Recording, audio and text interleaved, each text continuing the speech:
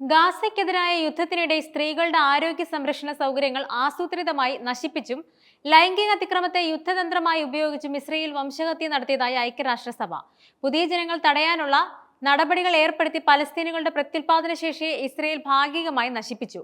പ്രതിരോധ സേനയുടെ നടപടികൾ മാതൃമരണങ്ങളുടെ വർധനവിന് കാരണമായെന്നും ഇത് ഉന്മൂലന കുറ്റകൃത്യമാണെന്നും സ്വതന്ത്ര അന്വേഷണ കമ്മീഷൻ ചൂണ്ടിക്കാട്ടി. സ്റ്റാൻഡേർഡ് ഓപ്പറേറ്റീവ് നടപടിക്രമങ്ങളുടെ ഭാഗമായി സുരക്ഷാ സേന സ്ത്രീകളുടെ വസ്ത്രം പൊതു ഇടങ്ങളിൽ വെച്ച് നിർബന്ധിതമായി അഴിച്ചുമാറ്റിയെന്നും അവരെ ലൈംഗികമായി ആക്രമിച്ചുവെന്നും റിപ്പോർട്ടിൽ പറയുന്നുണ്ട്.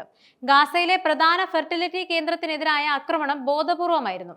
സുരക്ഷിതമായ ഗർഭധാരണം, പ്രസവം, നവജാത ശിശു സംരക്ഷണം എന്നിവ ഉറപ്പാക്കുന്നതിനുള്ള മരുന്നുകൾ ഉൾപ്പെടെയുള്ളവയുടെ സഹായ വിതരണം തടഞ്ഞു. ഇസ്രയേലിന്റെ നടപടികൾ സ്ത്രീകൾക്കും പെൺകുട്ടികൾക്കും ഗുരുതരമായ ശാരീരിക മാനസികാഘാതങ്ങൾക്ക് കാരണമായി. പലസ്തീനികളുടെ മാനസികാരോഗ്യത്തിലും പ്രത്യുൽപാദന സാധ്യതകളിലും ഇവ ദീർഘകാല പ്രത്യാഘാതങ്ങൾ സൃഷ്ടിച്ചതായും റിപ്പോർട്ടിൽ വ്യക്തമാക്കുന്നുണ്ട്.